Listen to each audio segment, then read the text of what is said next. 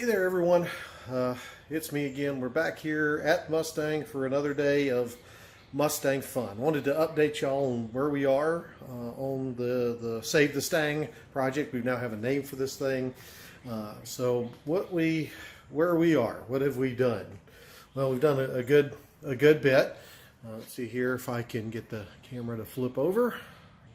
Okay, so we've done a lot on the car over the last couple of weekends. So I've got the back end cleaned up a good bit. Kind of see it's no longer green. It's actually, you can tell that it was yellow. Of course, you can also tell that the bumpers are going to need to be replaced. So that's on my wish list. But the trunk is no longer green. You actually tell it's yellow. Of course, it is pollen season, so that window was nice and clean, and now it's covered in pine pollen.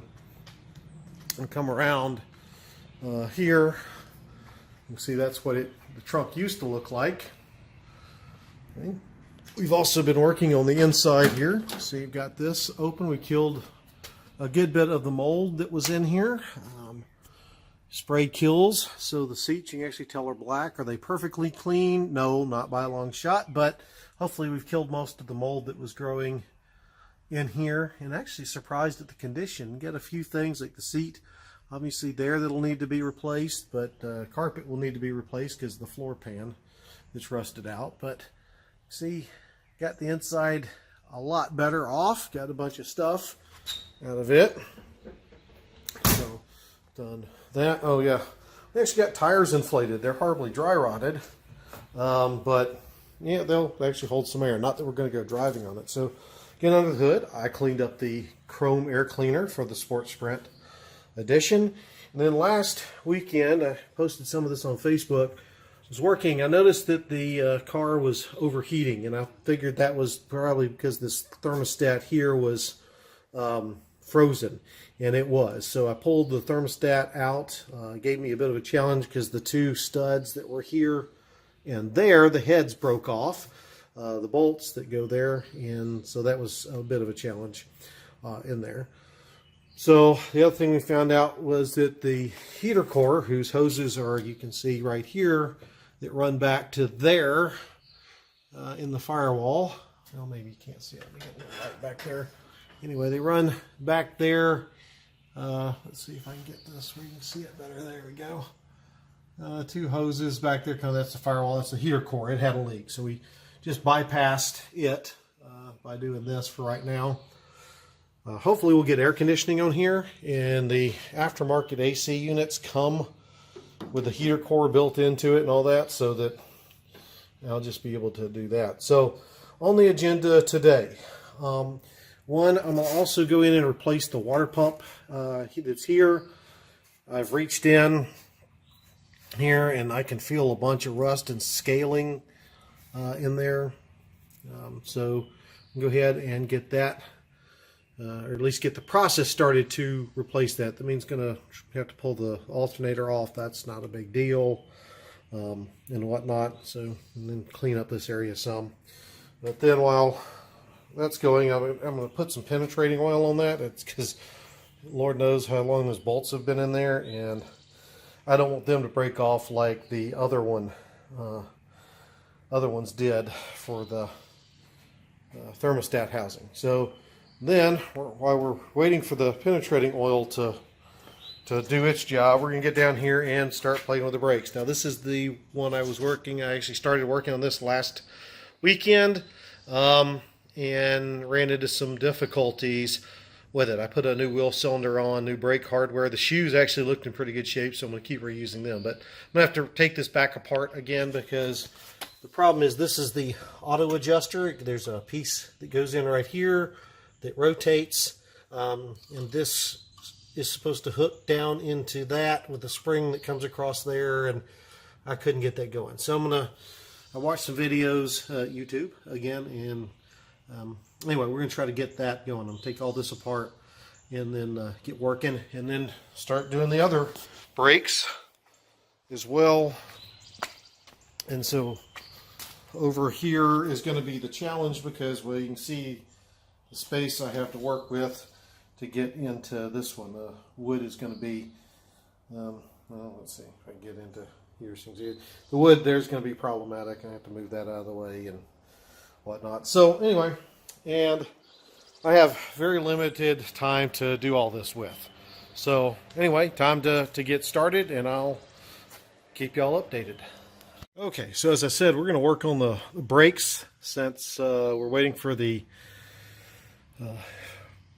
penetrating oil to work its magic on the water pump bolts. So I had mentioned last week I had worked on this. It's been a long time since I've done drum brakes, and I'll be honest, I absolutely hate drum brakes. And now I really remember why I hate drum brakes, because see all these little springs. There's springs here, springs here, springs here, and there's a spring down there, if you can see that. So you gotta get all those hooked in and put in place in the right order, or things just don't work. And trying to get those springs in there can be problematic at best. But I have successfully done it. So a couple of things I've realized when doing this. So I got a spring kit. So all the hardware here from CJ Pony Parts, and the kit they have for the Mustang. What I thought was that you had a white spring over here, a green spring over here, and another white spring down here for the adjuster. Well, that apparently wasn't the case. It turned out you needed both white springs at the top and the green spring down here. And the reason I thought it was kind of the other way is because the springs I took off were different colors. I actually probably didn't need the hardware kit, to be honest with you. But since I was replacing the wheel cylinder, because that's a new wheel cylinder back there, because the other one was a rusted piece of junk. Anyway, I had to do that. The other problem I ran into is the shoes here. So these are the shoes. If you're more of a disc brake person, these are similar to your brake pads. What happens is the wheel cylinder in here gets hydraulic pressure when you press the gas. I'm sorry, the brake pedal, not the gas. The brake pedal, which has pistons in it that push these out, right? So you can see where in here that this goes into the cylinder, and then it pushes the shoe out against the drum, which is this thing underneath here, okay? And when it pushes it out like that, then that applies the pressure, which stops the car in there. The biggest problem I had down here, I'll show you. So this whole thing right here, see, is a self-adjuster. So what happens is as you press the brake, and it keeps going out, this lever clicks this wheel down, creating or causing the shoes to push out more and more as you wear the shoes down. So that's a pretty critical piece. So this spring was a pain to get because it's up under here where the axle comes through there. So yeah, anyway, we got that squared away now. So another thing I did is on your backing plate, which is this piece of metal right here, you can see I've got some grease. There's several spots on the backing plate where the shoes touch the backing plate. You should grease those. It was something I hadn't done. I didn't remember to do it. So I just got some, let's see here, show it to you. Not sure this is the best, but I got some high temperature, here we go, high temperature wheel bearing grease, which works just fine for that because it does get hot in here as you're pressing the brakes. So you want to put that on there to keep rubbing. I already saw very strong signs of wear in there where that had been happening. But anyway, we got this side all back together, so we're going to go work on the other side because, well, that's what I'm going to do. I'm also looking back there at those brake lines now and thinking I might need to replace those, but hopefully they'll hold out good enough to get this back up out of my parents' garage to my house where we can really start tearing into this thing. So, okay, well, I'm going to get the drum and the wheel back on and go from there. So, okay, we're over here on the other side of the car, the passenger side. Kind of a shot of what a car that's been sitting for 20 plus years looks like underneath. There are a bunch of cobwebs, and didn't mention on the other side I found a lovely black widow hiding over there. It is now a dead black widow, or was. But anyway, I'm going to start getting this side off. To my friends up in Canada, Al, Cindy, look at where these brake drums were made. Yay, good old Canada. So one promising thing is that the axle spins. So that's a good sign. And the drum, like the other side, doesn't seem to be too frozen. You can hear it wiggling on there. So I'm going to go and wiggle this thing off. It's already coming loose, actually. You know, can see it. Trying to do this one-handed is not the smartest thing because these drums are not light. And oh, there we go. Not sure what that was. Something in the trunk. So there you go. That's the inside. This is what the other side looked like. And you can see, well, maybe you can see, but this is kind of painted blue. And this one has some white paint on it. When we get down into here a little bit, you can see, maybe you can see up under, kind of hard to see up in there, but anyway, you can see there's the adjuster and whatnot there. There's the shoe going into the cylinder. I'm going to replace that cylinder because I'm sure the seal's under shot. But yeah, there you go. So that's what drum brakes look like after sitting for 20-something years. So anyway, I'm going to get to disassembling this and putting the new cylinder on for that. So you can see the cylinder come around to the back side there. Hopefully you can see that because I can't see the phone anymore. But it's got a nut here. There should be a bolt over here. And of course you got the brake line comes in here. That's the bleeder screw, and this is all of this is just rusted all the hell and back. So yeah, I'm gonna try to get all that out of there. So with that, time to have more fun. Okay, so I've got it mostly apart. A couple things I wanted to point out as I take it apart. So first off, you can see that this one shoe is connected, let me back up here, to a lever that goes into a spring, and that actually attaches to that cable you see around. That's your emergency brake, your parking brake. You want to make sure that you pay attention how this goes on, because this fits up in here like so. And you want to see that there is a little, in my hand, a little U-clip there. If you get a new hardware kit, it'll come with one of those little U-clips. You want to make sure you get that, because obviously that's your emergency brake, parking brake. You want to make sure it does work. Again, make sure you know how it's connected. If you can do this, unless you're changing the cable out here, you want to make sure you try to keep this bracket hooked to here, because I didn't do that on the other side, and trying to get that bracket back onto that cable is a royal pain in the keister. So do that. A couple of other things I want to show you while I'm doing this. So if you're ever working, this is the adjuster that I was showing you on the other side there. Obviously it's seen, it could be cleaned up a lot. What I want to point out to you is you can see these teeth on the gear. That's what the little metal L-shaped bracket thing hits on and turns this to adjust it out. You can see that this is fairly worn. You want to check that. I probably should have gotten new ones of these, but right now I'm not trying to turn this into a regular daily driver, just enough to get it out of my parents' garage, so I'm not going to worry about it. But eventually I will definitely replace that if I don't end up putting disc brakes on the rear. I certainly plan to put disc brakes eventually on the front, but I may keep the drums in the rear. We'll see how that goes. Anyway, but you want to pay attention to that. And you can see this one is freaking frozen solid, so I have to break that loose. And this is one of those things that you don't get. I mean, you can buy new ones, but it doesn't come with most hardware kits, so you have to get that. There are some pieces that came off you're going to want to make sure you keep. So first is this. This is that adjuster that goes in there that hits that gear on the wheel we were just looking at. The other thing you want to make sure you keep, if I can get it off of here, pardon me, I know this is no fun. There we go.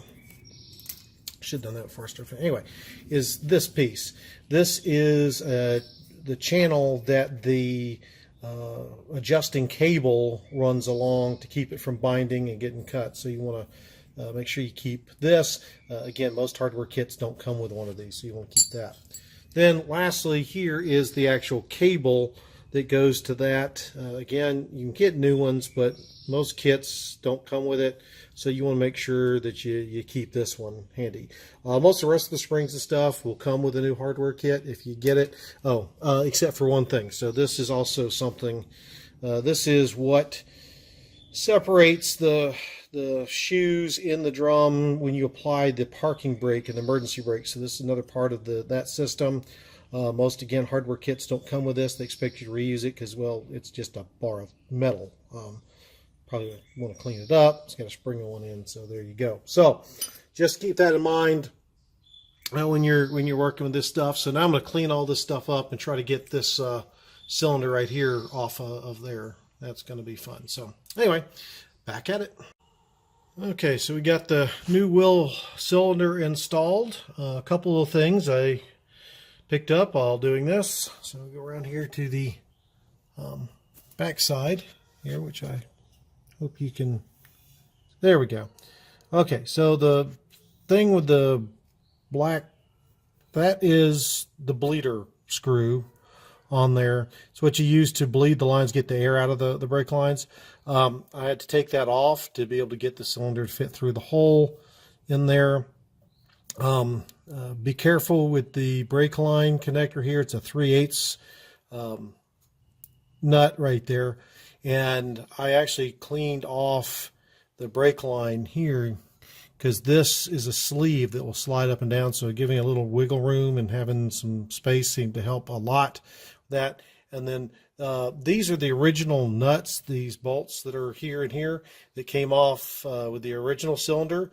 You'll need to reuse those. So make sure you be careful and don't bust those off or whatnot, or you'll have to go get new ones. So anyway, now that's on there, come around. I'm going to start reassembling. I'm going to reuse the shoes that were on here because they don't look that bad. It looks like there's some good material on them, so I'm going to just reuse them. Again, the ultimate goal is to replace it with disc brakes eventually anyway, so you can see there's still good paint on it. I'm pretty sure I must have done a brake job on this car not long before we put it to, or parked it in 97. So, because this stuff looks like it's in pretty good shape, all things considered. Do be careful when working with some of these shoes and the stuff that has brake dust. A lot of it, if you work with older cars, was made out of asbestos, and you certainly don't want to be breathing that stuff. So be careful when you're working with that. I should also point out as I'm doing all this, the good old disclaimer, I am not a mechanic, not by any stretch. My training, college, is a land surveyor. I do computer stuff for work. So yeah, don't take too much what I say as like the gospel. I'm sure there's much better ways to do it. Just be aware of that. Anyway, back to putting all this stuff back together. So first thing I'm going to do is come in and grease these points. These were the flat points I was talking about on this back plate. So you get one there, and there's one here, and then you can see another one here, and then down here is one. And yep, right there's one, and I think we got another one down here. So you want to put a little bit of grease on those before you put things together. So hopefully I'll get this put together pretty quickly. And I'm not going to show y'all because, well, there's plenty of videos on how to do drum brakes on a Mustang for y'all to watch. But anyway, I'll let you know when I get it done. Okay, so we got it all put back together here on the passenger side in the rear. It wasn't too bad except for getting this guy right here on. All the others went on pretty easy, but this guy was a royal pain in my keister. A lot of cussing, throwing of things went on with just try to get that sucker on there. So anyway, we got her back together, new wheel cylinder, some new springs. I did end up having to go back and reusing these old retaining springs because the other new ones were too big. And anyway, just had some issues with them, so I put the old ones back on. It should be fine, no problems. But you can see we get all back together on the inside. Now we'll put the drum back on her. I did have to clean the drum up a good bit. It's not in the best shape, and again, certainly something I'd want to replace if I was going to keep it all like this for a while. But when we can get the drum put back on her, seal her up, this is probably going to be it for today. We got to go off and spend some time with some friends, having some good food and good drink and all that kind of good stuff. So I'll be back at it tomorrow, and hopefully we can get on that front end with the water pump and all that. So that just gives that penetrating oil more time to sit in there and help break that stuff loose. So hopefully I don't break off the bolts for that one, because that could be a royal pain if I were to do that. So anyway, with that, I'll see y'all tomorrow.